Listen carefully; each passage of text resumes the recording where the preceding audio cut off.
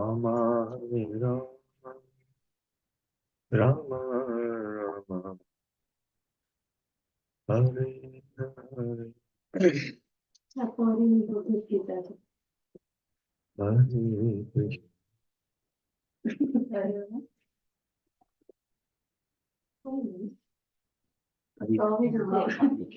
बेटा पानी छे के आज नहीं पीएस जग में पानी छे बेटा जय राधा माधवा कुंज बिहारी जय राधा माधवा कुंज बिहारी जय राधा माधवा कुंज बिहारी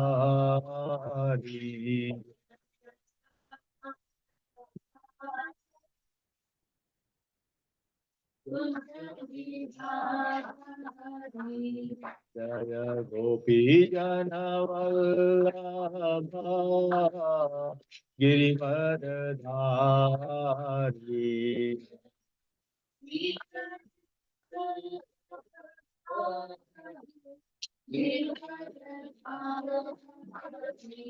जय गोपी जन वल्लभा गिरिवरधारी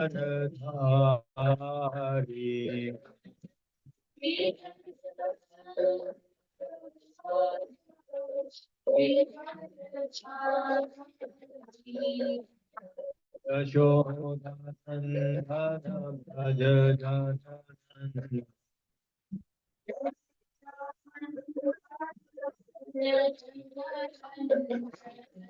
यशोदानन्दन भज जनन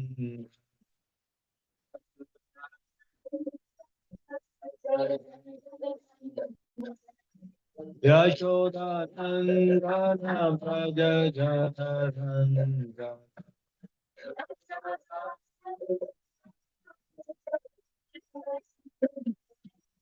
यशोदानन्दन भज जनन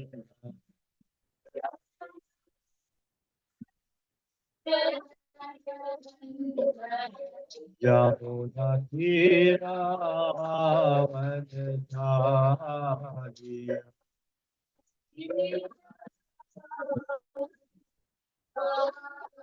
यमुना तीरावनचारी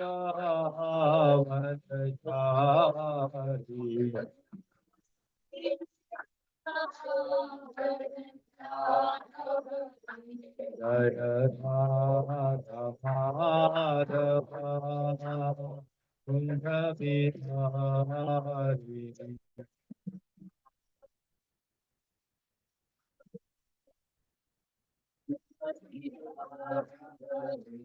जय Radha Madhava Kunj Bihari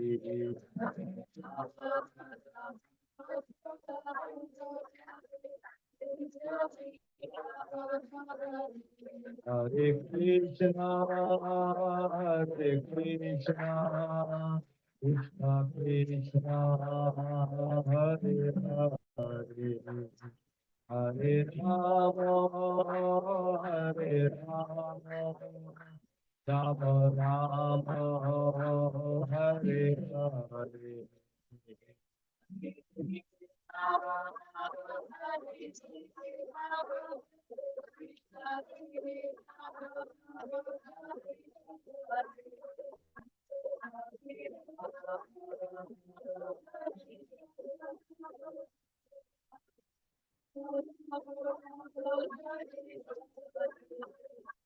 Hare Krishna, Hare Krishna, Krishna Krishna, Hare Hare, Hare Rama, Hare Rama, Rama Rama, Hare Hare.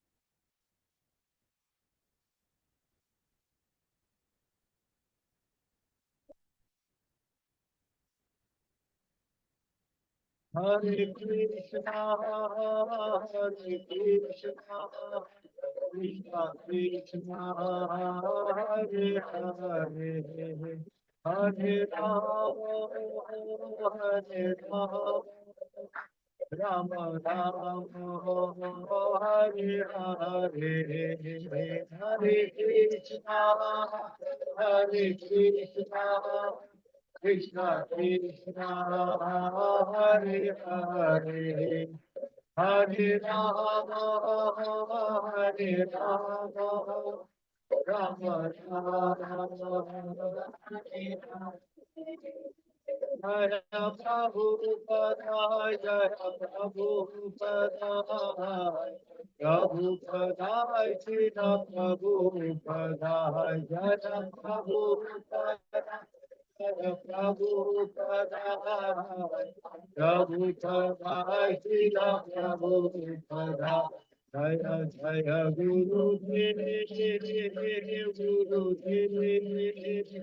Gurudev, Jaya Jaya Gurudev.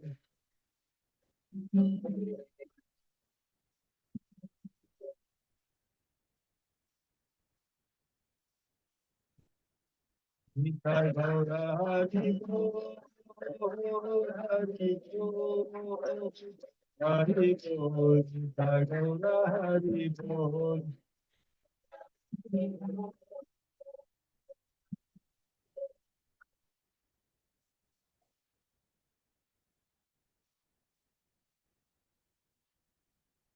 हरिनाम संकीर्तन यज्ञ की जय, शील प्रभुपाद की जय, निताय गौर प्रेमानंदे हरि हरि, Hare Krishna.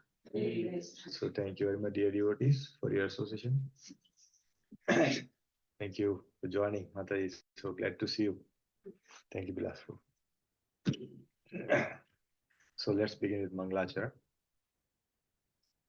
ॐ ज्ञानतिमिरन्धस्य ज्ञानाञ्जनशलाकया चक्षुरुन्मिलितं येन तस्मै श्रीगुरुवे नमः। श्रीचैतन्यमनोभीष्टं स्थापितं येन भूतले स्वयं रूपः कदा मह्यं ददाति स्वपदान्तिकं।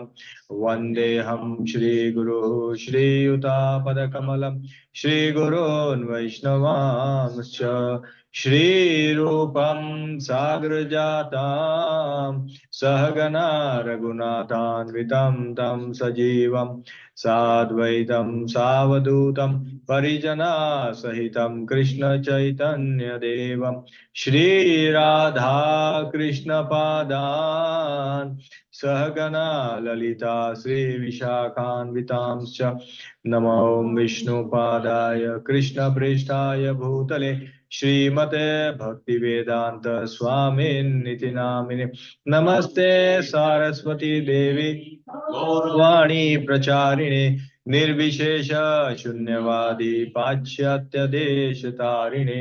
जय श्री कृष्ण चैतन्य प्रभु नित्यानंद श्री अद्वैत गदाधर श्रीवासादि गौर भक्त वृंद। हरे कृष्णा कृष्णा कृष्णा हरे हरे, हरे राम राम राम हरे हरे। हरे कृष्णा कृष्णा कृष्णा हरे हरे, हरे राम राम राम हरे हरे। हरे कृष्णा कृष्णा कृष्णा हरे हरे, हरे राम राम राम हरे हरे। हरे Krishna. So welcome all the devotees for this very, very wonderful and very auspicious day of Ekadashi. And today is also the advent of Srimad Bhagavad Gita. On this day, Lord Sri Krishna spoke Bhagavad Gita to Arjun about 5,000 years ago. So it is very, very important for all of us to know, and just not just know, but also to understand what Bhagavad Gita is, isn't it? Bhagavad Gita is, it is mentioned that we should do Hari Katha. We should listen to Hari Katha. Hari Katha means two things. One, Hari Katha means like Srimad Bhagavatam, which is about Lord Krishna. And Hari Katha also means Bhagavad Gita, which is spoken by Hari himself. So therefore, both are called Hari Katha. When we listen to Bhagavad Gita or when we listen to Bhagavatam, both are called Hari Katha. And this Bhagavad Gita is such an important because it is like basis. See, when we get any device, electronic device or any cooking, kitchen item that we buy, what it comes with? It comes with a manual, instruction, quick guide, then detailed manual, all those things. This human form has been given to us, but is there a manual? There is no manual. But Bhagavad Gita serves as a manual. That means Bhagavad Gita is not a religious book. It is not specific for, okay, only Hindus should read. Nothing of that sort. In fact, Prabhupada writes in Bhagavad Gita that anyone who reads this Bhagavad Gita, anyone, it can be non-Hindu also. Then Prabhupada says if Christian reads Bhagavad Gita, they'll become better Christian. If Muslim reads Bhagavad Gita, they'll become better Muslim. So it is not they will get converted. No, it is not like conversion. Nothing like that. It is all about living, how to live our life. That is what Krishna explains. And that too at what time? When there is an intense war which is about to begin, in such calamity, this was spoken. So we can understand how important this message is. It's not like, Krishna is at an auditorium, and then there are devout people sitting in front of him, and then now he's speaking, having conversation with Arjun. Not like that. It is like there is so much going on the battlefield. Everybody is ready to fight and kill each other. In that situation, this was spoken. So it is such an important scripture in our life. In fact, we should start by reading and understanding Bhagavad Gita before we go to other scripture. So therefore, we should study Bhagavad Gita, end to end. So today we'll take up few points from Bhagavad Gita and speak about that. But before that, let us understand what is Gita. So there is a Gita Mahatmya, which is written by Sri Adi Shankaracharya. It is also mentioned some places that in Padma Purana, when Mother Parvati asked question to Lord Shiva, then Lord Shiva also speaks this Gita Mahatmya. So this is also there in Padma Purana. So, but let us read this. It's such a wonderful, such an important point which are there. So let us read this verse. There are two verses that we'll read which are more important. So we'll just read those. Okay. Sarvopaniषदो गावो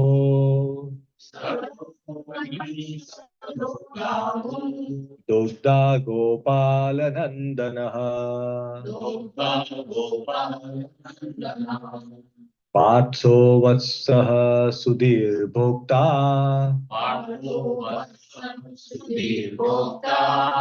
दुग्धं गीतामृतं महत्.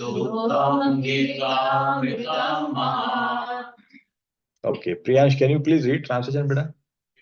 This Gita Upanishad, Bhagavad Gita, the essence of all Upanishads, is just like a cow, and Lord Krishna, who is famous as a cowherd boy, is milking this cow. Arjuna is just like a calf, and learned scholars and pure devotees are to drink the nectar and milk of Bhagavad Gita. Hare Krishna. Thank you, Priyansh. So here it is called Gita Upanishad. Gita is also called Gita Upanishad. Upanishad, there are so many Upanishads. 108 Upanishads are there. Bhagavad Gita is also known as Gita Upanishad. So it is said that here what is saying? Sarvo Upanishado Gao. Means out of all Upanishad, this is the essence of if you read 108 Upanishad and study them, and if you read Bhagavad Gita, it is same. We don't need to study them because this is the essence. And therefore, this is such an important scripture. Such an important.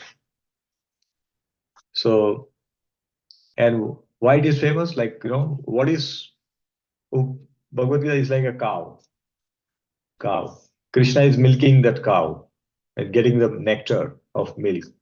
And who's drinking that? Arjun is drinking directly from the calf because Arjun. And then we should also drink the same thing because it's such an important thing. So this is what Adi Shankaracharya ji talks about it. Let's see one more. This is very important. Maline mochanam pumsam jala snanam dine dine Sakrit Gitam Basi Snanam Samsar Malanashanam. Okay, Kavish, can you please read, beta?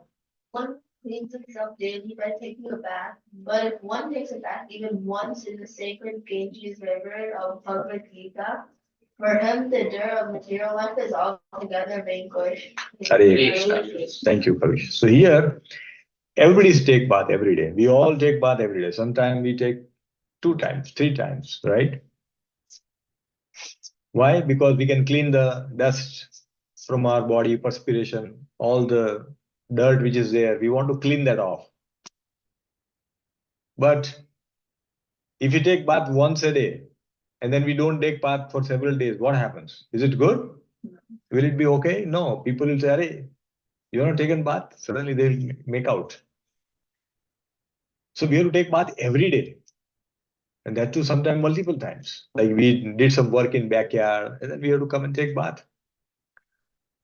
But here it says, Sikrit Gitam Basi Snanam. If we read Bhagavad Gita, if we take bath in Bhagavad Gita's, the Ganges called Bhagavad Gita, then we don't have to take birth again. No need to take birth. Material life is gone. This is such an power. So who doesn't want to do this? If somebody gets a new invention happen that if you take bath once, then you don't have to take bath for 1 month. If you find some soap like that, what happens? There'll be people who buy this. Oh, I don't have to worry about taking bath every day, isn't it? But here, the whole material life is taken care of. This is such an important. Therefore, Bhagavad Gita must be read, must be understood by everyone. Everyone. So with these 2 important Mahatmaya about Bhagavad Gita, let's try to understand something within Bhagavad Gita. So some questions. So 18 number has a very significance with Bhagavad Gita. Okay. So what is 18 number signifies? Kavish, Priyansh, any points on this before anybody else respond? How many chapters there are? Okay, chapters, yes. What else? 18 days. 18 days, what happened? Kurukshetra. The war went on for 18 days. Yes, 2 answers. There are 2 more.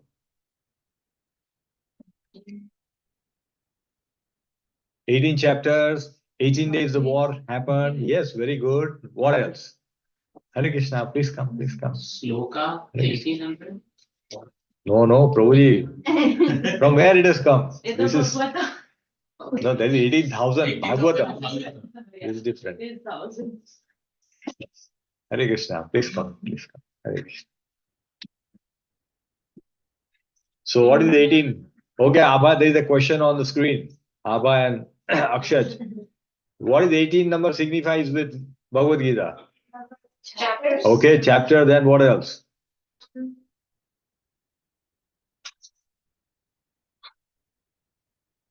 How many days of war? How many days of war? Yes, these two were covered also earlier. But now you can respond to two more. There are two more questions.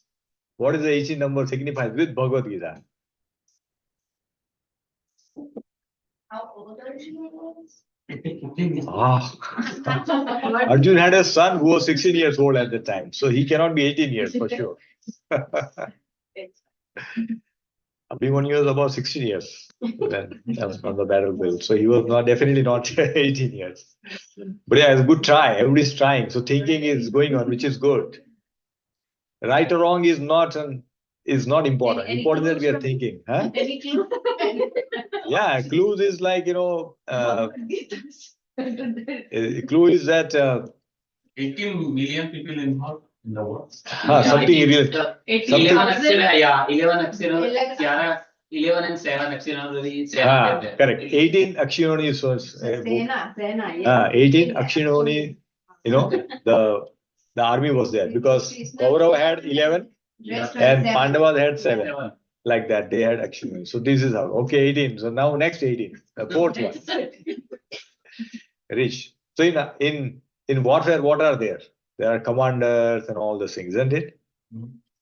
So in Sena, what was there? Senapati. What is there? What are they called? Huh? Ranks, like. Yeah, ranks. Yes, ranks. So there is a specific word which is used in Mahabharata. Senapati. No, Senapati is there. Next level. Go to the next. Rathi. Rathi, next level to Rathi. No, Maharathi. above Maharathi, yeah. There were 18 Maharathi. There are 18 Maharathis. So this is how 18 is. So 18 days the war went on. There are 18 chapters in Bhagavad Gita, 18 Akshinoni's army, and 18 Maharathis were there who fought this war. So 18 number has a lot of significance with Bhagavad Gita. Okay. Next is like, we can see there are 700 shlokas. Dhritarashtra spoke one shlok. First one. Right? Then Sanjay spoke 41 shlokas. Arjun spoke 84 shlokas. And Lord Krishna spoke 574. Therefore, Bhagavad Gita is also called a song of the Lord. Lord Krishna spoke 574. That means he is the main person. So that means Arjun is asking one question and Krishna is responding with so many responses. You see? So therefore, it is not that Krishna wanted to do it in hurry. Question, answer, yes, no, not like that. Krishna is elaborating everywhere and giving more and more detail. So therefore, understanding Bhagavad Gita is such an important. One shloka is twice, right? Huh? One shloka is twice in Bhagavad Gita. Yeah, there are two shlokas which are spoken twice in Bhagavad Gita.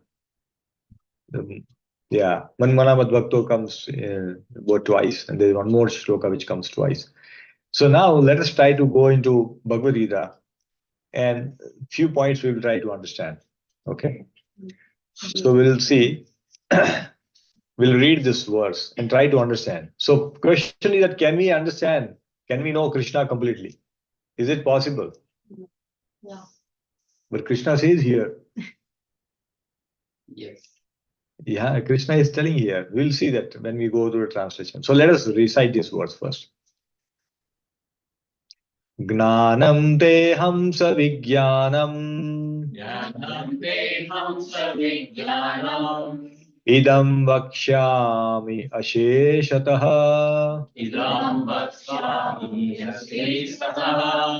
yajnatva neha bhuyonyaj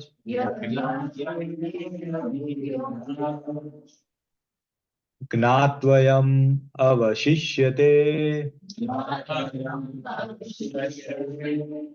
Okay, so what is Lord Krishna telling? Lord Krishna is telling, Gnanam teham savijnanam.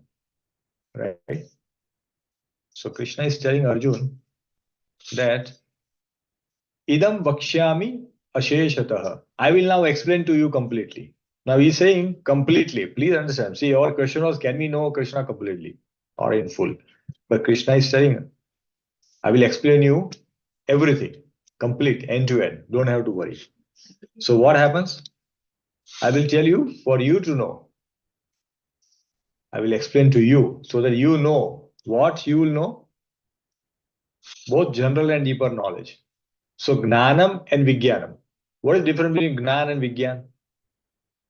Specific knowledge. Vijnana has a logic. Logic. Yes, Rishikesh bro. Realize knowledge. So Gnanam is knowledge, like theory, something we know theory. Vijnana means the real life, means practical, something that we have understood, right? That is called Vijnana. So deeper meaning we will see, and this knowledge is not just deeper, it's wider also. To know about Krishna is not easy. There's so many things are there, right? So let's say if you want to know about a person, someone, what are the ways to know about person? You want to know about some celebrity, for example. What will you do? Hearing. You can hear, you can Google, you can find their blog, website, their Instagram channel, something like that. We will try to know. So what is that? That is called knowledge. We only know about that person. Okay, he has got so much wealth, he has got children, he lives here, things like that. But by knowing that, will we know that person? No. To know the person, what we need to do? We need to live with them. We need to be friend with them. Then we know about their behavior, what are characteristics. All these things we'll know only then. So similarly, to know Krishna, it's not just by reading. We have to be with him. How can we be with him? By studying Bhagavad Gita, by hearing Bhagavatam which is about Krishna, right? Because see, when Krishna talks about Vijnanam, Krishna talks about in Bhagavad Gita, Krishna talks about so many things. How he deals with devotees, how he protects devotees, how you can come to him, what you should do, what you should not do. Everything is there in Bhagavad Gita. Krishna has not left anything by knowing which we cannot go back to him. In Bhagavad Gita, Krishna has given all these details very easily. And there are only 700 shlokas. If we read 2 shlokas every day, within 1 year, we will read whole Bhagavad Gita. Within whole 1 year. That's it. We don't need to do anything else. But we have to take out that time. And then he says, knowing this, nothing further. So he is telling here, once I tell you, you don't need to know anything else. Everything is told here. But then question is that, can we know Krishna in complete? But he is telling here. So isn't it contradictory?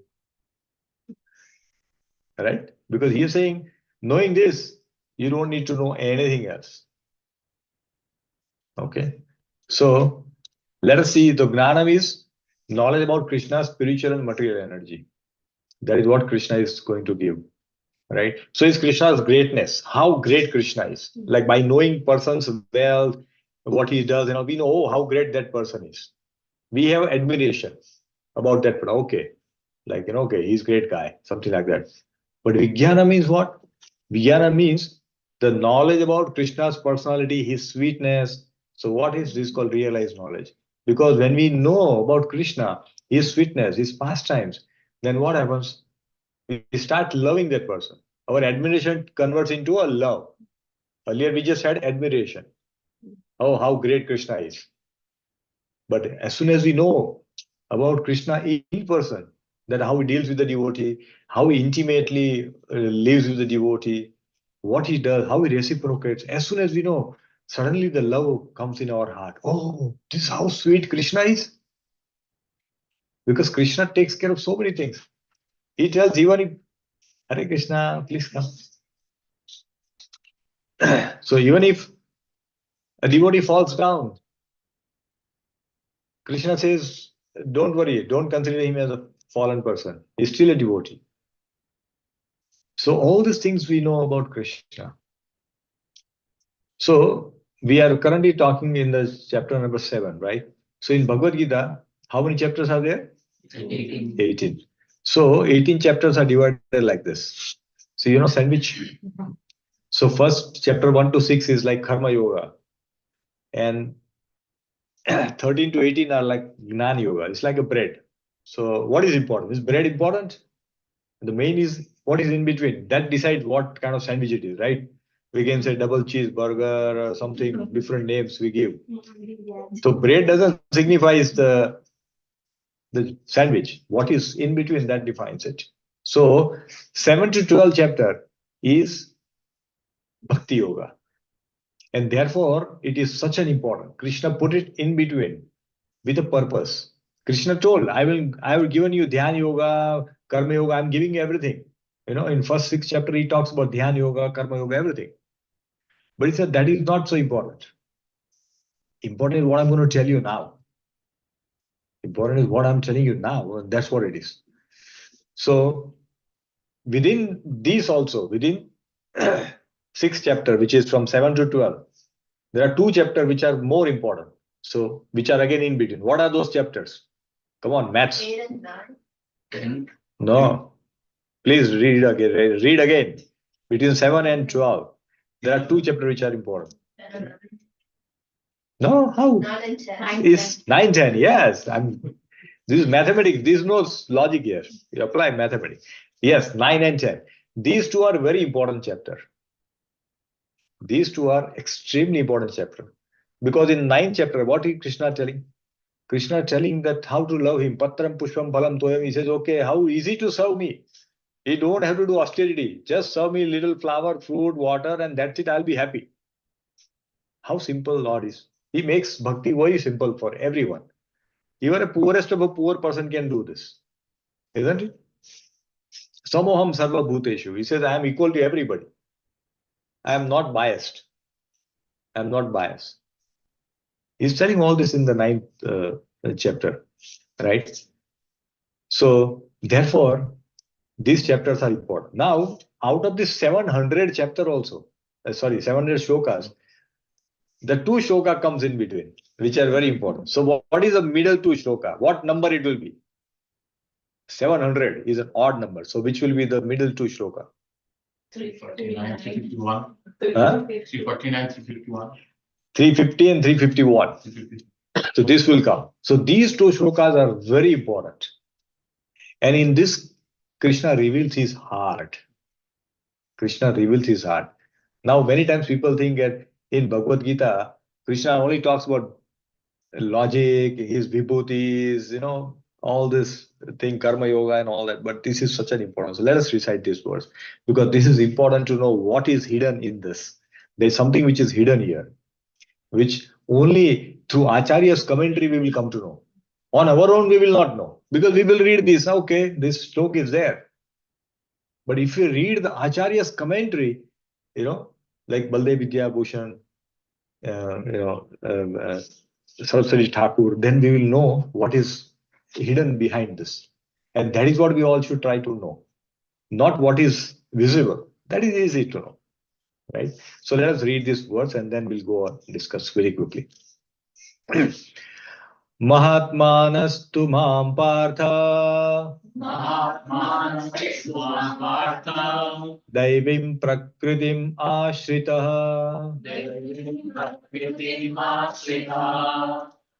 भजन्त अनन्यमनसो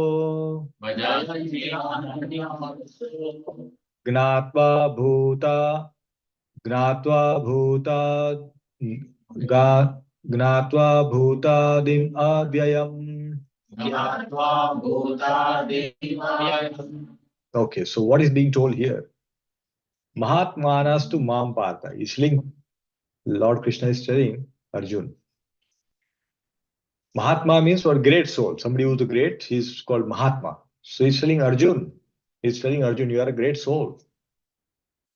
Daivim prakritim asritaha. Daivim. So what is Daivim prakriti? Krishna has got 2 energies. Spiritual and material. Spiritual energy is called Daivim prakriti. In spiritual energy, what is the confidential energy that he has got, which is very confidential, which is Srimati Radharani. So when he says Daivim Prakritim Ashritaha, meaning you take shelter of Srimati Radharani. So it is mentioned here. One cannot understand from this shloka that he is talking about Srimati Radharani.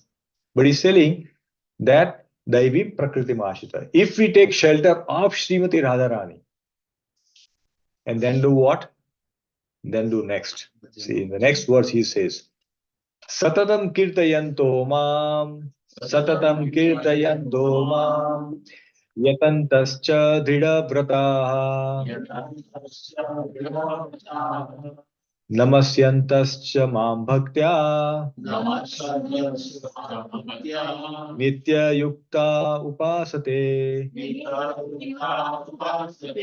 So he's saying, you take shelter of Srimati Radharani and Satatam Kirtayantuma, and just think and meditate upon her and just keep her in our mind and do Satatam Kirtan. Every moment we have to think about it.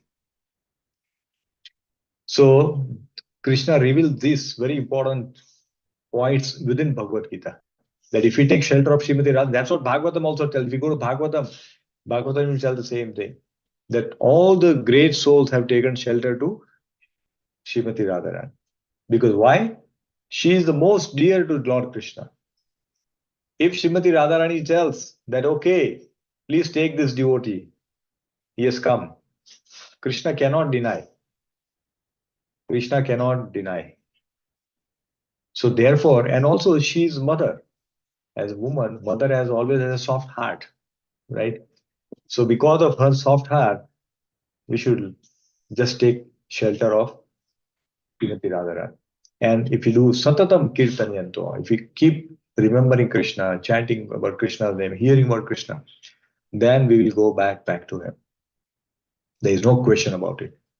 So this is what Krishna is revealing in the most, it's like, innermost core of the Bhagavad Gita. So now he talks about this, that if you see this verse here, what is the verse that we just finished? He says, I will now explain you completely. I will now means he definitely spoke something before that, right? What did he speak? So let us try to understand. He spoke in the first verse. He says, Maya Sakta Mana Partha Yogam Yunjan Mat Ashrayah Ashamshaya Samagram Mam Yatha Gnasyasi Tat Shrono. So Krishna tells Arjun that now here, please listen to me. What? With mind attached to me. Means listen by keeping mind with me, not thinking anything else. By practicing yoga in full consciousness, you know me in full, free from doubt. So how we know Krishna? When our mind is attached to Krishna, by practicing Krishna, by doing yoga. Yoga means our activity. Whatever we do, that is yoga. Anything that we do which connects us to Krishna, it becomes yoga. If Matais are cooking and they are thinking, I have to prepare bhoga for Krishna, I will offer it and he will be happy eating this. When that meditation is going on, they are not on constantly thinking about Krishna, but they are doing the work for Krishna. Think that, okay, now it's 12 o'clock, Lord has to eat, I have to cook bhoga. So at 10 o'clock, they start making hot bhoga is being made, 11:30, 11:45, they are served. So that's a whole meditation which has happened. Now, while cooking, one is not thinking that I have to think about Krishna. No, then the cooking will be spoiled. You have to think about cooking, what's going on, how much salt to put, how much masala to put, how much, when to reduce the flame, when to shut down, when to add some hot water. All these things, process are going on. This cooking is complex, all right? But then when they are doing it, by keeping thinking that now I'm going to offer this to Krishna, then that also becomes Krishna conscious activity. So that is what we should do all the time, whatever activity that we do. Now here, Prabhupada mentioned sometime, many times people think if Krishna can be known by this, then why we should read so many scriptures? Prabhupada translated so many scriptures. He wrote 65 plus books. So devotee asked him, Prabhupada, why so many scriptures? Prabhupada says, so that we know that we cannot understand Krishna completely. Because if we have to know about Krishna and we have to read so many scripture, so many Upanishads, so many Vedas, So many Puranas, and still we don't know Krishna. Then we have to keep reading. That means we know that now we cannot know Krishna. Just to know that, just to understand that, there are so many scriptures. So, to knowing Krishna's glory itself, if we know that Krishna's glory that we cannot understand, that itself is a great knowledge. Many people say, no, first show me Krishna and then I will believe he is God, he is Bhagavan. Many people say that. Either a person believes him or not, believes in Krishna or not, doesn't matter. That doesn't define Krishna. Krishna is there in his heart also. But that person may deny it because of ignorance. But still, that is there. So in this Bhagavad Gita, Prabhupada mentioned the word acronym MSC.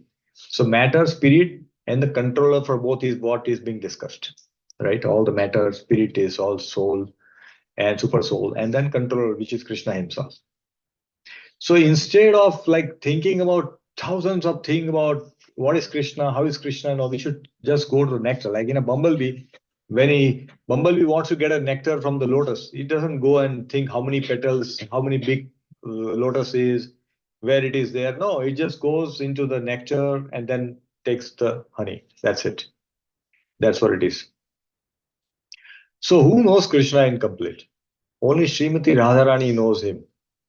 Only Srimati Radharani knows Krishna.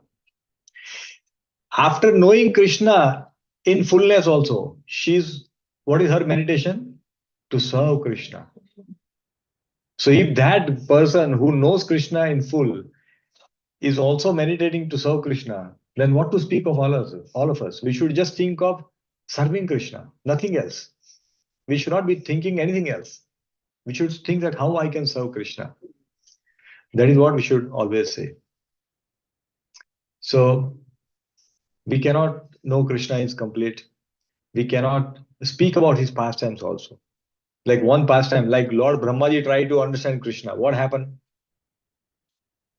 We know this Brahma Vimohan Leela happened. He got bewildered. Brahmaji took away caps, thinking these are all Krishna, but he took away some other caps. So there were three, Acharya mentioned there were three different sets of calves and the cowherd boys. One which was taken by Brahma, which was illusory completely. The original were hidden by Krishna himself. And the third one where Krishna himself took the form of those calves and cowherd boys. And he took form not just like, look like them. He had all the emotions. All the, everything was there with them. So the cowherd boys, when they go home, the mother and father don't think, it looks like my child, but doesn't look like my child, is something different. They had all the emotions for their parents and everything. And therefore, nobody knew for a whole 1 year that this is not my child. And when Brahmaji came to senses, oh, this is a big mistake I made.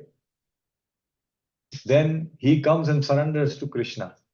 And then Krishna gives him some knowledge. Then he is understand, oh, who Krishna is. He was confused who Krishna is. He is not. So if Brahmaji get confused at that level, the highest of the demigod, the topmost demigod is getting confused, what to speak of ordinary people like us? Therefore, we should not try to understand Krishna. In fact, in Bhagavatam, in the first canto, there is an analogy which is given about the birds. So like, different bird flies a different, every bird have got wings. Some can fly 10 feet, like peacock, for example, can only fly 15, 20 feet, and then he has to sit down. The sparrow and a crow can probably fly a little higher. Pigeon can fly higher, like that. Then eagle, the highest is vulture. Vulture goes even above the height of Everest, 11 kilometers above sea level they can fly, vulture. That's the way it is. Here we can see the vulture. They fly like 11,300 meters. So they are so high, 10 kilometers above they can fly. So now everybody has got the wings, but they have got different capacity. Similarly, if we have to know Krishna, then based on our capacity, we will know only that much about Krishna, not more. So if you have to increase our capacity, we should do more and more sadhana, more practice, and the knowledge will be revealed. Please remember that material knowledge can be acquired by our material senses, but a transcendental knowledge or the knowledge about Krishna can be only bestowed, can be only given by the pure devotee or by Krishna himself. One cannot understand Krishna just by reading scripture. Otherwise, you can see there are so many people who are reading Bhagavad Gita. But are they able to understand Krishna? No. They create management lesson out of Bhagavad Gita. Conflict resolution, how to manage when there is a kiosk in your organization. That's how they sell. And they charge so much money also. And people go and listen. And they say, okay, how the Arjun was able to come out of this conflict? Come, in your organization, if you have this conflict between two teams, what you should do? Those kind of lessons they'll teach. But they cannot understand Krishna because they are trying to understand Bhagavad Gita from the material senses, through which we can never understand Krishna. No, not possible. See, for example, Bhagavatam is compared to Mohini Murti. We know all Mohini Murti's pastime, right? When she got the nectar, what did she do? She bewildered the asuras, and she gave the nectar to all the devatas, demigods, right? Asuras were bewildered. So Bhagavatam is also like that. If a devotee approaches Bhagavatam through a bona fide spiritual master and all that, and hearing from bona fide parampara also, then Bhagavatam will reveal himself, Bhagavatam reveal in its original form. Otherwise, those who are trying to read just like that, they will see as normal text. They will not get any knowledge like asuras. They will not get that because they have become favorable. The demigod got the nectar because they were favorable. And the asuras did not get because they were not favorable. So that is what it is. So if you have to know Krishna, then we have to surrender to Krishna. We have to go to a bona fide spiritual master and study under their guidance. Then we will know Krishna. But even if we don't understand Krishna in full, then we will never know. But whatever we know about Krishna, we should give that 100% in service of Krishna, and that is Krishna consciousness. If we give whatever we know, like somebody who may not know how to read scriptures, how to recite shlokas, nothing, but they know how to serve the deities. Even if they do sincerely, I will just cook bhoga, I will offer, and that's it. That is also full Krishna consciousness. They will also get the same benefit as somebody like a scholarly speaking Bhagavad Gita and all that. There is no difference. So therefore, whatever we know, we should try to do that sincerely in the service of Krishna. So we will never know Krishna in full, but we will know as per our own capacity. Like, when we make rasmalai. So rasmalai, sometimes some makes big one, sometimes makes small one, right? Isn't it? Today there is no rasmalai, okay? So don't think there is a. And Priyan suddenly woke up because this is his favorite sweet. So rasmalai, when you make small, what happens? It takes little small rasa, right? But if you make big, it has got more rasa. So similarly, when we try to know Krishna based on our understanding, based on our size, we will know Krishna a little bit more like that. But everything is sweet only, isn't it? Rasmalai is small or big, sweet only. Rasa is same. So similarly, when we know Krishna, if somebody is knowing Krishna a little bit, but if they know that Krishna in full, that is sufficient. That is what we should try to do. Not try to understand Krishna completely, because that is, even Brahmaji cannot understand that. That is not possible. Okay.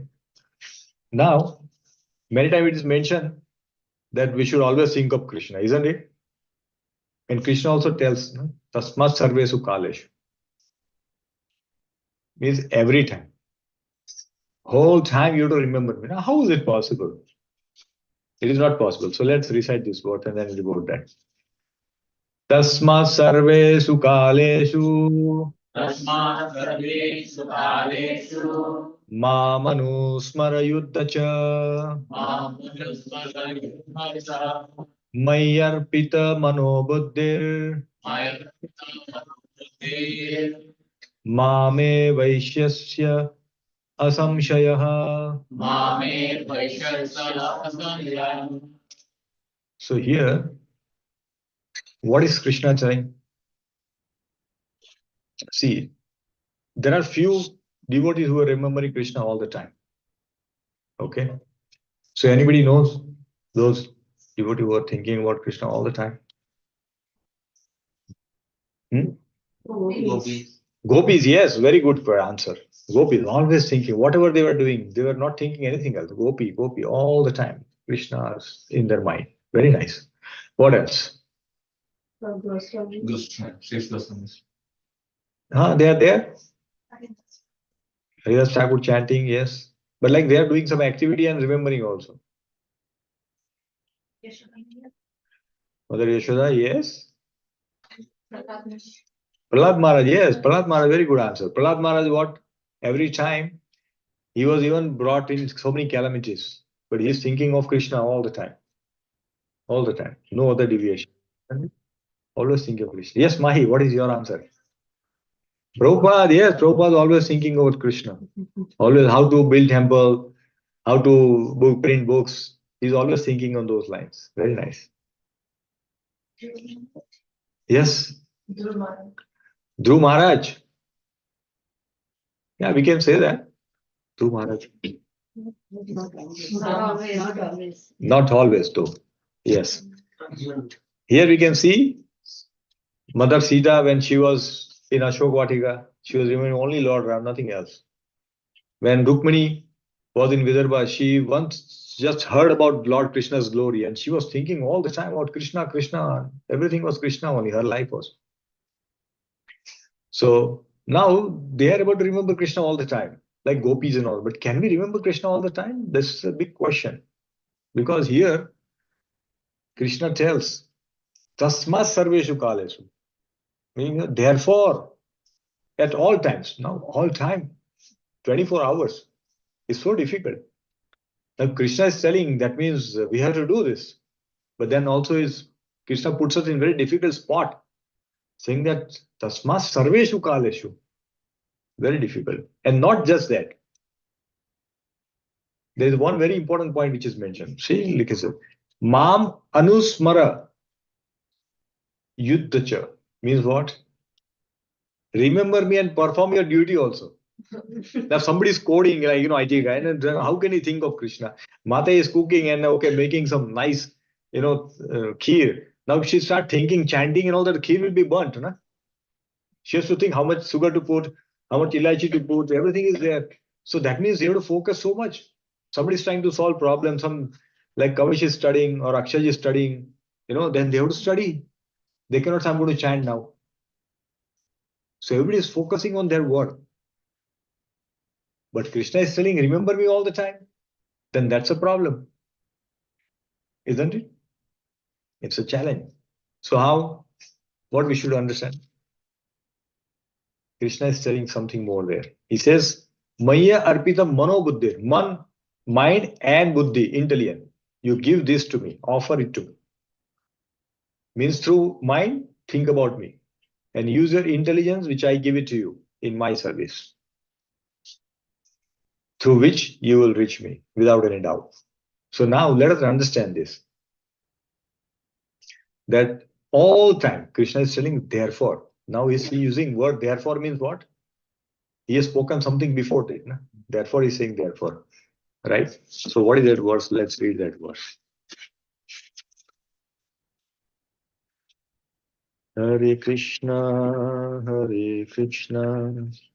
Krishna Krishna, Hare Hare, Hare Rama, Hare Rama. So in 8.7, Krishna tells about the Tasma Sarvakal. Before that, Krishna tells what? There are two important words Krishna tells. What is telling?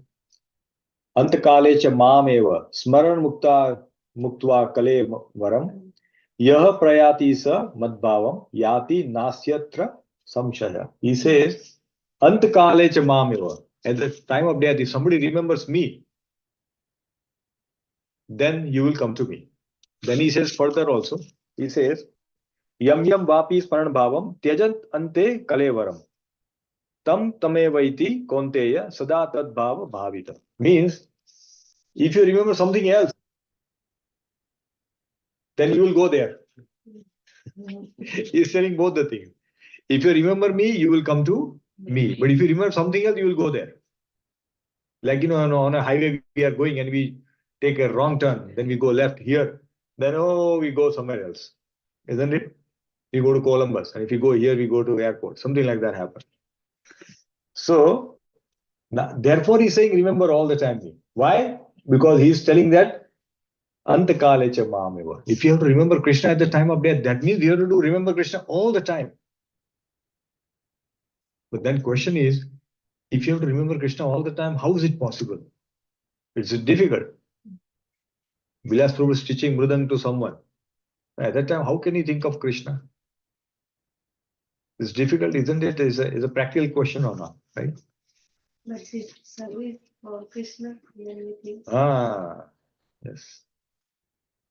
So, whatever prescribed duties we do, whatever prescribed, like Mata is a cooking service, right? Abha and Akshaj, Kavish, Priyansh, Mahi, they are students. So they all have to study. So they will study. You do your duty, prescribed duty. Everybody do that duty, prescribed duty, which is there for us. As a grahastha, we all have some duties to perform. To run our home, we have to do job. We all do that. When we do that, with the end in mind that whatever I'm going to earn from this, I'm going to use in the service of Krishna. I'm getting educated because when I grow older, I will make sure that I will serve Krishna. I'm cooking because I want to offer bhoga to Krishna. That whole thing that we did had become Krishna conscious activity. Because at the time we are not able to think about Krishna. As I was giving an example in cooking, we cannot just put hot milk on boiling, and then I'm finished my japa. Then the milk will be boiled and it will get spoiled. Right? We have to keep looking at it. What's going on? When to put rice? When to add sweet? And then make it like nice kheer. So, but when we are going to trying to please Krishna with our activity, that becomes Krishna conscious activity. So therefore, we need not like continuously chanting. That is not possible. We are not Haridas Thakur. Because that is impossible for us to get to that level. But through this, we can meditate on Krishna. We can meditate how I am going to please Krishna with my activity. Then that activity itself becomes Krishna conscious activity. And main thing is that how we are inclined to please Krishna compared to enjoy. That is also important. I'm doing it because I want to enjoy. Then that is different. In fact, when we are chanting, for example, what happens? Our mind goes here and there all the time. But if you are distracted, completely distracted, then that is not Krishna conscious activity. Though we are taking name of Krishna, it is not Krishna conscious activity. Rather, if I am cooking for Krishna and I'm trying to please Krishna through my prasadam, I may not be thinking of Krishna at the time because my focus is on cooking. Then that is still a Krishna conscious activity. Therefore, whatever we are doing, if we keep Krishna in center and do the activity, that becomes Krishna conscious. That is what Krishna is telling. That please remember me all the time. So, how to reach Krishna? Krishna is giving us. So Krishna is telling, offer your mind and intelligence to me. Krishna is giving your mind and intelligence. What is there in mind? All our desires are where? They are in mind. All our thoughts are in mind. Everything is in mind. All our emotions are in mind. These are all mind, right? Emotions are not there anywhere else. They are developed in our mind. So Krishna is telling that you give this to me, offer those to me. Meaning we should feel about Krishna. We should having thoughts of Krishna. And then automatically we are offering our mind to Krishna. When we integrate our emotion and rational faculties in performing bhakti, that becomes Krishna conscious activity. So we all have potential. We all have lot of potential to do bhakti, but we are always thinking about problems in life. Always thinking, "Arey, ye problem, wo problem, these problem." Problems are there. Who doesn't have problems? There was a big sabha which was going on, and one sadhu asked, "Those who do not have any problems, please raise your hand." Thousands of people, not a single hand was raised.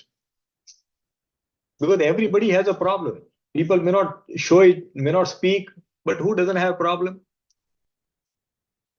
Everybody has a problem. Somebody has a health problem, somebody has a sleep problem, somebody has a digestion problem, somebody has a problem in the office, somebody's project is not going on time. Problems are there everywhere. If you go out, there is too cold. Somebody cannot bear so much cold. Weather is not good. So there are no problems. There are always problems. But we have to rise above problems and focus on our potential, what we can do. That is like intelligence, no? It's a discrimination. That is discrimination. That we can get through this. See, many times we are like, somebody sent me this. I don't know whether you have seen this. No. See, Krishna is given a process how to come to it by chanting. So Krishna, if you do this fully, it will final result will come. But here we are having so much distraction. We are doing multiple activities. We are thinking something else. We are using our mobile. We are talking to someone. Everything is going on. Then what's the end result? One drop will come. Sometimes even that may not come if the leaking is too much. This is how our chanting is. How we'll get Krishna? Our Krishna, when we are remembering Krishna for the 2 hours of 16 down, we should be fully attentive. But because we are not attentive, we are inattentive. This is what is happening. This is what happens. So we think, oh, we chanted 2 hours have gone, but in 2 hours, how many times you thought about Krishna? We are doing so many things. This is what happens, when we are chanting, we are thinking of something else. When we are doing something, then we think of chanting. I have to chant. But when we come to chant, then we think of something else. This is always catch 22. We are going here and there.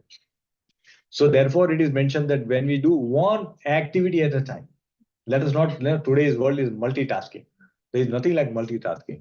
Multitasking is a disaster, actually. Even studies have shown that those who multitask, they are actually work more hours. And who are single task, they are more focused. They're able to focus on one work, finish next, finish next, finish next. They're able to achieve more. This is a study. So now everybody's saying, don't do multitask, do one thing at a time. So now, here also in Bhakti also, one anga at a time. Not chanting and listening to class also. I did to both the class. I listen here also and I some chanting also. Now we are neither. Both did not happen. Neither listening happened, nor chanting happened. And that's how our days are passing. And suddenly death will come in front of us and they say, what did I do? This is what happens. So we have to be attentive while whatever we do, we have to be very attentive. So, yeah. So how to reach Krishna? See, when we are looking to change a job, that means we must like the job outside of our company more than what we are doing now. Oh, that company is paying more. That is interesting job. Looks like more, futuristic thing. Everything that we must like that thing. Then only we can switch. Otherwise, we'll go to, they say from fire to frying pan or something like that. Some analogy they give. So here, when we love Krishna more than this world, he takes us out of this world to his eternal world. We have to love Krishna more than this world, but we are attached to this, so many things here. Nice homes, my family is so good. There's nice car, companies there. I'm earning in dollars. I'm better than people in my colleagues in India. These thoughts are going on. That means we are getting attached here in America. So we can only go back to Krishna if we love him. That love has to develop. The love can be developed by hearing about Krishna, by reading about Krishna, by talking about Krishna, by serving Krishna. That's how the love will develop. Love doesn't happen just like that. Somebody say, yeah, I love Krishna, but I don't serve him. Then that is not. Therefore, Prabhupada defined bhakti as devotional service, not devotion. If you see in English dictionary, you will see bhakti, devotion means bhakti. That's all they say. But Prabhupada did not say devotion. Prabhupada said bhakti means devotional service. Mother says, I love you, beta, but then she doesn't cook, she doesn't take care. What kind of love is that? Love means you have to reciprocate. Love means action. Love is not passive. Love is action. Love is always an action. Okay. So therefore we should love Krishna, and we love Krishna more than this world. Like, when the rocket has to go to moon, for example, the rocket has to travel at a very high speed, right? Which is called escape velocity. Then it can escape the gravitational force of this earth, and then it can go out in the space. But our attachment to this earth is so much that we don't have that escape velocity to go to Goloka. So we have to develop that velocity. That will only come when we are intensely desiring, Krishna, I want to come to you. That desire has to come. Then we'll go back. See, why that's a problem? We are attached to this. When the death is coming, what is happening? Oh, I'm leaving my home, my relatives. This is the thought going on. Actually, it's a wrong thought. What is the correct thought? Correct thought is like this. For a devotee, death is not leaving home and relatives, but reaching. We are going back, reaching our permanent home and meeting our relatives there. The like-minded devotees and Krishna, our Supreme Father, who is waiting to call us, like opening his arms and saying, please come. But we are attached in this house. Sometimes when people even change homes, they're attached to one home so much that they cry. Oh, my memories are here. This happened here, that happened. Oh my God, so much attachment is there in this world, isn't it? So much emotion. Emotions are good. I'm not saying no to that. But our emotions are in the wrong place. At least by understanding Bhagavad Gita, Bhagavatam, then we should know that our emotion should be focused where. If we had that much attachment to Krishna, like when Bilu Mangal Thakur was told by Chintamani that you are attached to this body, which is made of all mucus, bile, pus, all those things, you are attached to this skin and bone. If you had little bit of attachment this to Krishna that you have with me, you would have gone back home. And that struck him like a thunderbolt. And immediately he renounced and went to Vrindavan. So we have to think when that day will come to us. You have to think like that. That when will I go my permanent home? See, when we are outside of, when we go somewhere, where we want to go, we are very tired. We don't want to go to hotel. Where we want to go? Home. We want to go home. Why? Because we feel relaxed. We can live in pajama, sleep, relax, do whatever we like. But think about going permanent home, where we will enjoy all the time. There is a permanent enjoyment waiting for all of us. But alas, we are tied with this world so much that we are not able to. We don't remember that home, right? So why will we attract it? We remember our home, so when we go outside, we have to come back to our home. Yes, very good question. Remember all that. Yeah, for that we have to read Bhagavatam. Bhagavatam describes the place of Vaikuntha. It describes Goloka. Everything is there description. We have to read that. If we don't read it, if we don't develop love for that, why we came to America? We knew about America.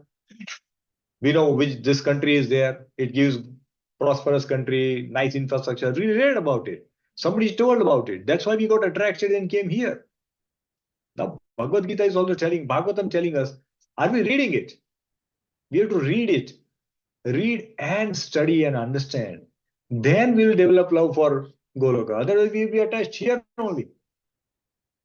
We are attached here because we are not sufficiently understanding about Goloka, about Vaikuntha. We don't know what is there. We read little bit, if you go to Swargloka, the body is pregnant. We don't have to take bath every day. Even if we eat, we can keep eating. No need to go to bathroom. Everything is there, and we feel, oh, it's great. But is there a feeling coming up to go there? There is no feeling coming up. Therefore, we should study this. If you read Brihad Bhagavatam talks about Golok completely. But we have not even finished Bhagavatam. Where we'll go to Brihad Bhagavatam? Sanatan Goswami wrote Brihad Bhagavatam. But when we'll read, go there.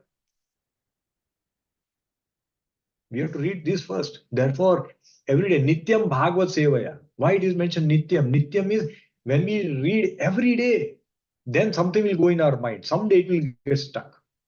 It is not every day. But if you read once, if you pick up once in a year, today is Gita Jayanti, let's read Gita, Bhagavad Gita. No revelation will happen. Revelation will not happen. And knowledge of spiritual knowledge is given through realization, through revelation. Will be bestowed that knowledge. Like Dhruv Maharaj. Dhruv Maharaj was 5 years old boy. He did tapasya for 6 months. What happened after 6 months? Lord came in front of him. And Dhruv Maharaj said, I don't know, I'm such a small boy, I don't know how to offer prayers. What did Lord do? He touched the conch shell onto his head. Immediately, all the knowledge bestowed on him immediately. And then he said the prayer. Then he got the knowledge and says, oh Lord, what I was asking. You gave me such a wonderful love and asking for this, broken pieces of glasses. This is what I'm asking. I don't need anything. He went to get what? The kingdom bigger than his great grandfather. He wanted that. And then he said, oh, I was asking for a broken piece of glasses. So even Brahman looks like a broken piece of glasses to Dhruv Maharaj after getting the knowledge. Because he got that knowledge. Earlier he was expecting that to happen. So similarly, when we also want to go there, then we need to know, we have to get that knowledge by reading scripture. So that is important. So we all should try to reach our permanent home. We should all make an endeavor. Not renewing this life again. Because this life renewal, we never know when we'll come back. We might be born in Gazapatti, then what will happen? This war is going on. What will happen there? You see what's going on there? There's so much problems. We are able to do this bhakti here nicely in a nice place. We have also associated devotee. That means Krishna has given a special mercy on all of us. Therefore, we have this association. Therefore, we have Bhagavad Gita with us. If Krishna has not given this, even to chant Krishna's name, we need Krishna's mercy. We cannot chant. Bhagavad Gita is being distributed all over the world today and tomorrow in India, especially because of Gita Jayanti. How many people are able to take it?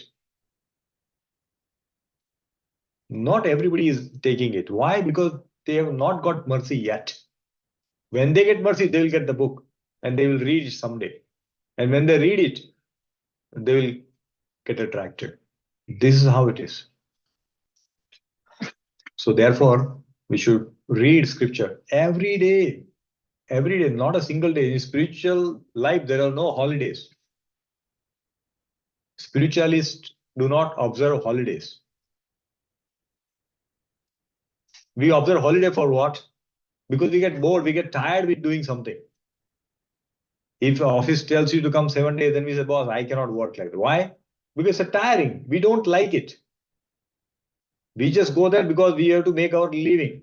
I have to pay bill, I have to pay mortgage. That's why we need some money, so we go there. If you had enough money in the bank balance, so will you go to work? No, you'll not go to work because I have enough money. I will do bhajan or something else, but I will not go. Why? Because nobody likes to work. 95% people in the world don't like their work, what they do. 95%. This is a survey.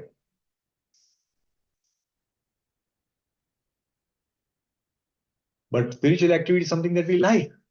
We want to go to Sunday feast. We want to go to meet devotees on Saturday also. We don't want to lose any day where there is a katha going on. So, therefore, it is important to do this activity round the clock, 24/7, no holidays for spiritualists. Okay, so one more discussion before we stop. So, here the question may come, will Krishna supply everything that we want? Yes, no? Yes. He'll supply yes. Somebody saying yes. You say Bilasur saying no. No. No? Okay. Yes, no. So we have got mixed answer, which is fine. Which is good to have. So we can have a discussion. Right? There all should be not everybody should say yes and then there's no discussion. Nah? People should be some people here, there, so we can come to something. Very nice. So this is a very important verse, very famous verse, right? And those in India will know this also. Yoga Kshemam Vahamyam. Everybody knows, right? LIC says, but you never get that money. If you ask for claim, what happens? They'll give you 10 reasons and they'll give you this clause there, so that's why you don't get it. So many problems. Okay, but let's recite this verse. Very beautiful verse. Ananyas-chintayanto mam ye jana paryupasate tesham nityabhiyuktanam yogakshemam vahamyaham.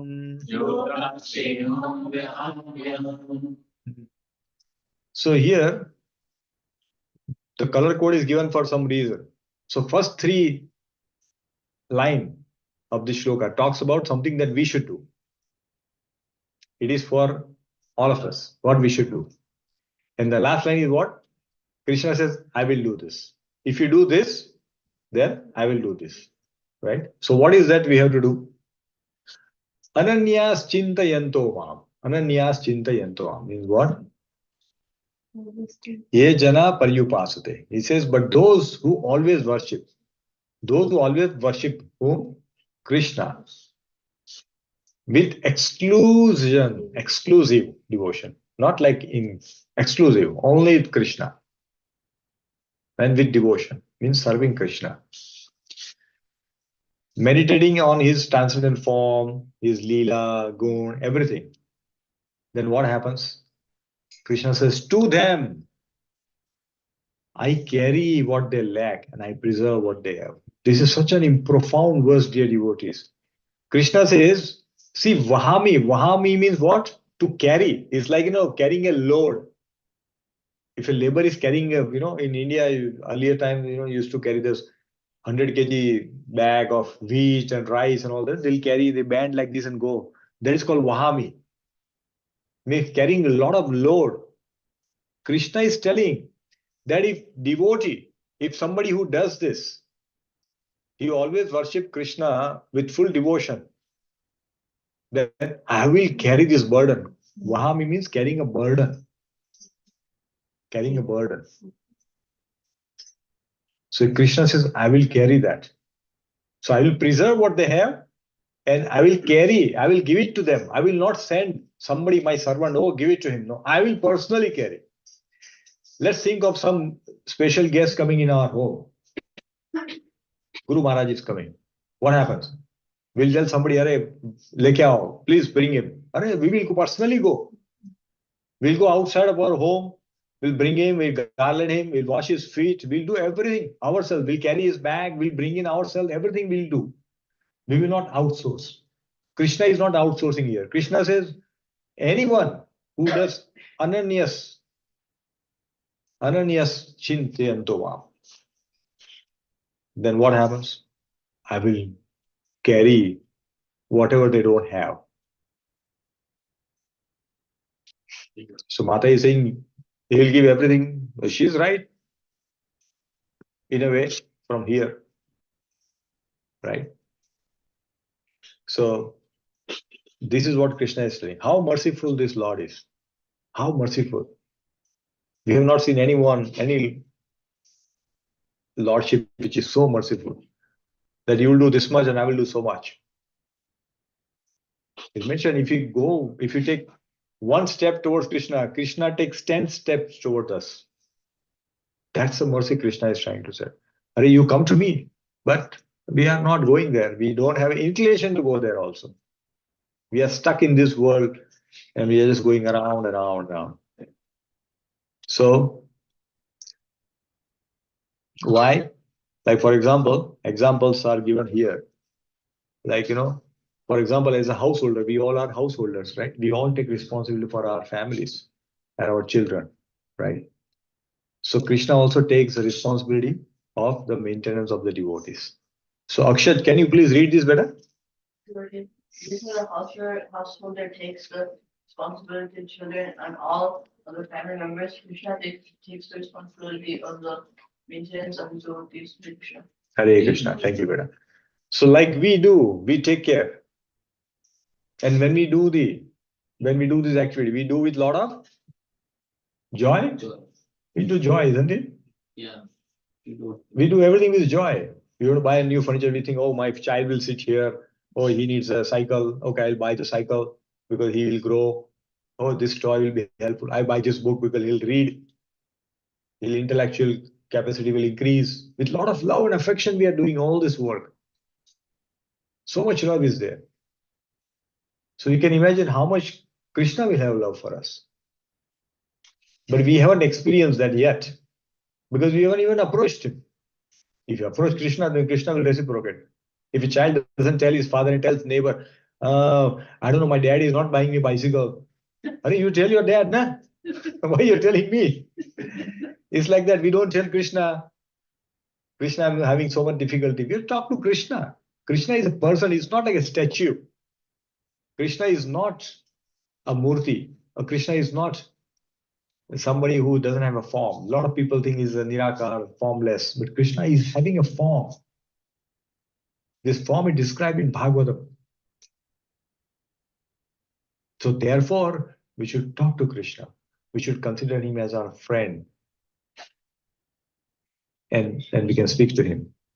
So therefore, Krishna also takes care of everything about devotee. Everything. For example, the simple example comes here. Like, for example, for a mother to feed a child, it's love, it's not burden. Is it a burden? No mother will feel burden. No matter how many times child is asking, how many times child is spilling over, mother does with a lot of love. For them, it is more and more joy in that. Because today they eat properly, then suddenly mother, oh, till yesterday, he was not eating well. Now today he ate full. It's so nicely, it's growing. That joy comes in the heart. Krishna also sees that when we are putting practice and we are not doing, but the way we chant nicely, Krishna says, oh, he chanted very nicely. Let me give him a little bit mercy. He'll give a little bit mercy and then we'll feel also joy. The day we attentively listen to Bhagavatam class and we listen to some class, Krishna, Hari, you see how he was not flipping through mobile. He was listening to class, he's making notes. Let me give him little love. And then suddenly we'll get love. And then our interest in Bhagavad Katha will increase. This is how the love will increase. But we have to put an effort from our side also. We have to put effort. Then things will happen. It is never a one way. Na? Love is reciprocal. Love is reciprocal. It is exchange. It is not like that, I love. It doesn't work that way. It is both ways. Then both will have a very amazing bonding. And not going anywhere else. We should go to Krishna only. Like we water the plant. Right? We don't water the whole tree. Do we water the whole tree? No, we just water the plant and everything taken care of, isn't it? So therefore, Krishna is like roots. If you just plant the roots, then everything will happen. So now let's try to understand from some examples where Krishna gave everything. Krishna gave everything to some of the devotees. Okay, so these are questions. So everybody, pay attention. Everybody. So Krishna gave everything to who all? Arjun? Arjun? What did he give? All humans. No. No, he gives all human, but this is like specific examples from Shastras. Okay. Huh? No. Sudama. Yes, Sudama, correct. Who else? Sudama got like Sudama did not even want it. Sudama did not go with an intention of getting things from Krishna. Sudama went because his wife told, Are, bhai, your friend is there, he's Bhagwan. Mago kuch, bring something. At least please get something. And she is not expecting a lot of us. She said, at least we are so poor, we have nothing. At least get something. So we can feed our children. She as an affectionate mother, and she think, Are, Sudama is also becomes like skinny. At least she was worried about him also. So with that love, she sent him. It is not she was greedy. Sudama's wife was not like a greedy. Then you go and ask him, yes, Dhruv Maharaj, yes. He gave everything to Dhruv Maharaj. Very nice. Who else? Another boy. Was, Prahlad Maharaj. yeah, Prahlad was given. When Hiranyakashipu was killed, then Narsimhadev put Prahlad Maharaj on his lap. He became calm. And he says, you ask me anything, I'll give you everything you need. He says, no, Lord, your mercy is more than what I need. I don't need anything else. But out of love, Prahlad Maharaj was made king of all the asuras. He was made the king. So he got everything. Very nice. Dhruv Maharaj. Then from Gajendra, he was not given everything. Draupadi was not given everything. No, he was in fact Draupadi was taken a certain thing from her. Vrindavan, let's go to Vrindavan in the childhood pastime. Krishna did not give anything to gopis, get nothing from Krishna. Fruit salad. Yeah, fruit salad. Yes, Abba got it right. Then one more story comes, right? That we have spoken long ago. I don't know the remember. Arjunacharya, remember Arjunacharya? Story? In the same shloka, he was very a poor Brahman in Jagannath Puri. He was not getting enough food. So when he was writing, he was reading this Bhagavad Gita, he came to this shloka and he said, this is incorrect. We are starving and Krishna is Vahamyam, he doesn't give anything. He put scratch. And then he goes out to get some alms. And when he goes out, two boy comes and they give so much, groceries and all that. And then they had a mark on their face. Then the Arjunacharya's wife asked, what is this? What happened to you? Oh, one Brahmana beat us like this. He says, is it? Oh, such a cruel person. How can he do it? Then they went off. And Arjunacharya came home. And he came home and he says, who brought all these things? He says, you only send those two boys, no, who came here. He says, who? I didn't send anyone. He said, no, there was one black boy, one white boy who came and gave it to me. And they had they told that you beat him also. They had a scar on their faces. Immediately recalled, oh, I put the scratch on this later, Vahamiham. And that went into Krishna's face. So he gave everything to Krishna. Okay, next. Who took away everything from Krishna took away also. Everything was taken away. Like 3 legs. Huh? Bali Maharaj. Bali Maharaj, yes. 3 legs. Bali Maharaj. Anybody, anything else? And one more famous scripture example is there. It comes in 11th canto. I don't know whether you have reached there. Yes, Abba. I think she was like old and like she's like little like bends on her back and then Krishna like No, that is Kubja. No, that Krishna, I'm talking about, he took away everything. Means all the wealth, fortune was taken away. Like Bali Maharaj lost everything. Yes, Akshay. Huh? Prabhupada also taken away. Some of them. Not, I'm talking about wealth. They had, everything was taken away.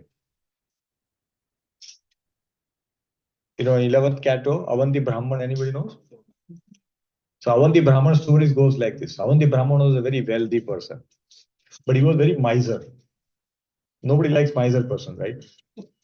You have so much money and you don't give a little bit to your children to spend. They will say, what is this? So all the relatives and family members were very upset with him. Thinking, what is this? He has so much money, but he's not even spending anything. What's the point in having so much wealth? So they were very upset with him. So what did Krishna do? He was a devotee. So Krishna took away all his wealth. He became extremely poor.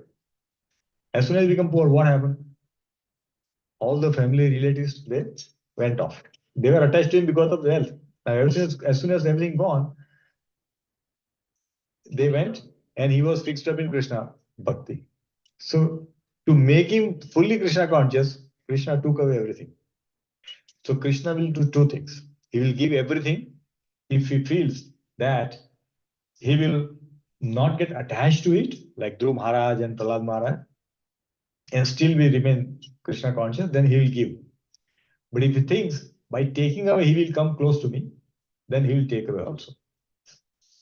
So whatever Krishna does, either give or take, it is doing for our benefit. Please, we have to remember this. It is very difficult to understand that, oh, when he takes away, how is it good for me? Right? It is good only. Because here we can see examples. Bali Maharaj has a little bit of pride that nobody can donate like me. He has so much, he was donating so much. Charity was something, he was a top. And he was made so humble that, oh, you cannot even give me 3 steps. Took away, first step he took this, or in 2 steps, everything was taken away. And then third step, where should I put my head? Then the question sometimes comes, people think, devotee asks, so if Bali Maharaj gave everything, in 2 steps, everything was taken, why the head considered the third step? So it's like example is given like somebody, if you buy land from someone, the land is sold, not the land owner. Similarly, the Bali Maharaj gave whatever he owned, not himself. So therefore, Lord was able to put third step on his head. So that's what. Okay. So now, examples of where Krishna protected his devotees. Huh? Draupadi will come here. Very good. Prahlad Maharaj also comes here. Gajendra, okay, there's too many. Others?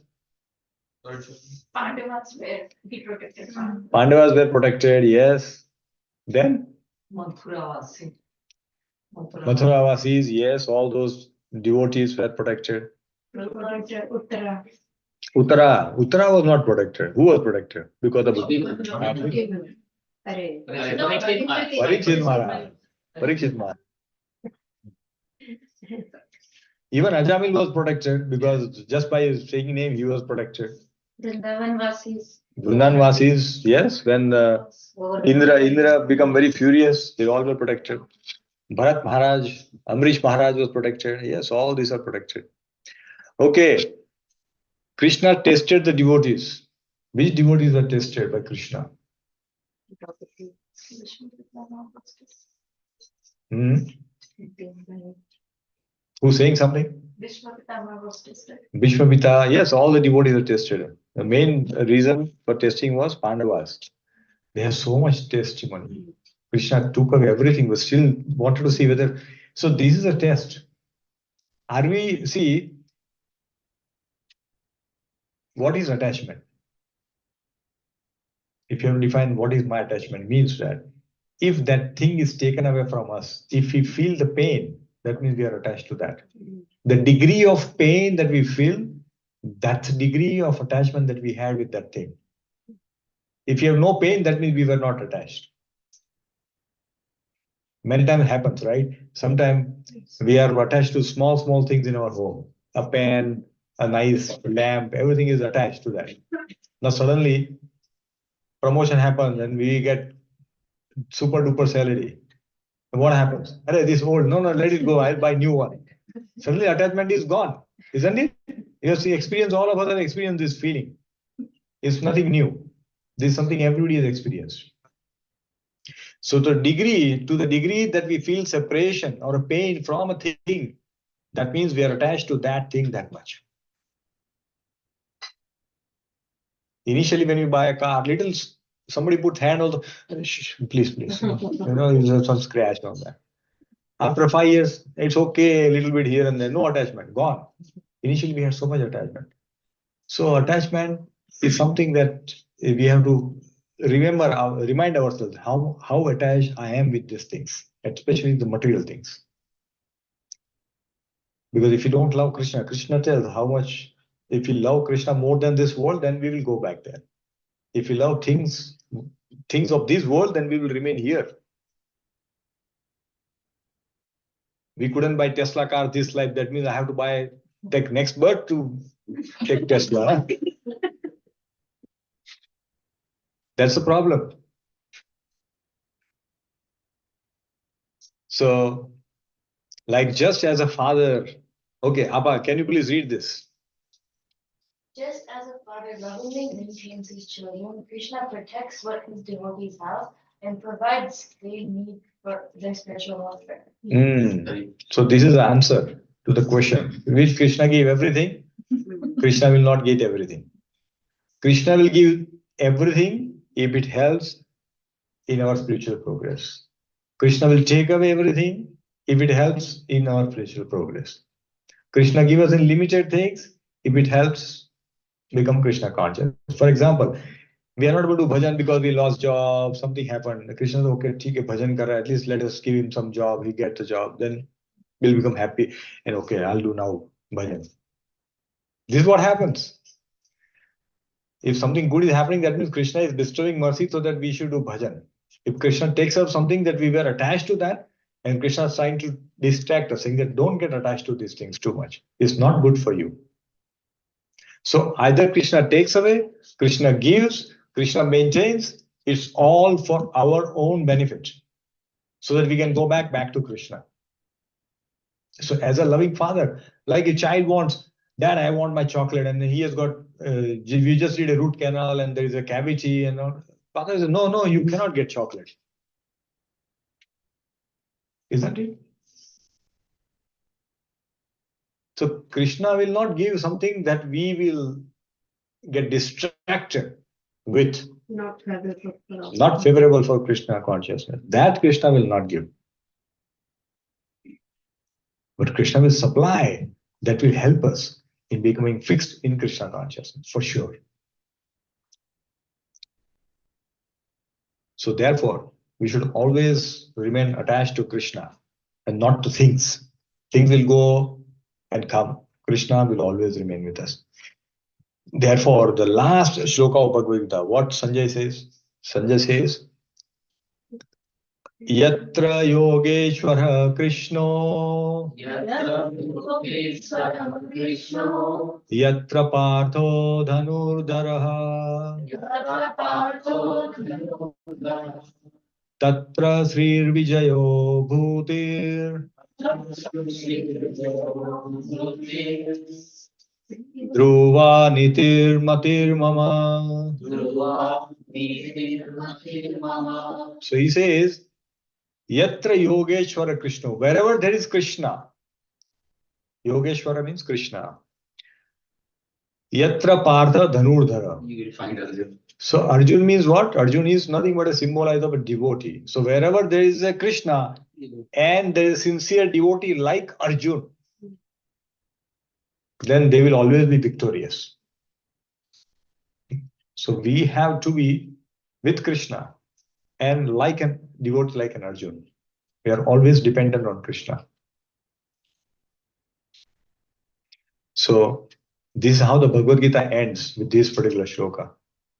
Who said this? Sanjay. Sanjay Uvacha. So this is the 41st shloka that is spoken and ended Bhagavad Gita like that. So this is such a wonderful scripture, dear devotees. It's only 700 shlokas. So today we'll give you all of this. Everybody has got this one. Have we given this? Okay, so this is we can use it as a bookmark also. Like you can use it as a bookmark, put it here and all that. But it talks about various emotions that we get. Various emotions that we get. This was created by, I don't know, by Jayapataka Maharaj or somebody. I converted them into bookmark. It was given as a book, like a pamphlet. I converted that into bookmark, so it became easy. So here, it talks about various situations in our life, which various emotion that we get, and how to deal with that emotion then the reference shloka is given. So for example, confusion. So when we are confused, then it says in chapter 2, text number 7. Chapter 3, text 2. Chapter 18, text 61. So we can go and refer to these verses, and the solution about confusion will be given in these shlokas. Like when somebody passed away in our family, it's like death of a loved one, then there are shlokas which are given, like in chapter 2, 13, 20, 22, 25, 27, same chapter. These are the shlokas which will help us overcome that grief that we are experiencing, right? Somebody is in depression, somebody is having fear, forgetfulness, discrimination, demotivated, dealing with envy, anger, feeling sinful, greed, then losing hope. Sometimes that happens, we become hopeless. So these are the places: laziness, lust, pride, temptation, uncontrolled mind, seeking peace, practicing forgiveness. For all this, there are various shlokas which are there. So we can immediately go and refer to this and say, what is Bhagavad Gita? What is Krishna telling? So this is very helpful. We'll give it to everyone, so everyone can have one copy. Okay. So with this, we'll stop here. Hare Krishna. So thank you so much, dear devotees. Vansha kalpatarubhyascha kripa sindhubhyeva cha patitanam pavanebhyo vaishnavebhyo namo namaha. Anant kodi vaishnavind ki jai. Srimad Bhagavad Gita ki jai. Srila Prabhupada ki jai. Gaur Bhaktavrind ki jai. Hare Krishna. So is there any comment or a question or any correction? Hare Krishna.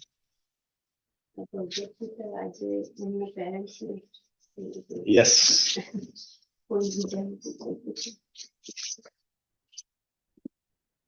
So this we can get it, so funny pachad. Everybody will get copy, not for family. This is everyone's copy. Everybody should have their own individual copy. Everybody reads book, isn't it? So everybody can have it.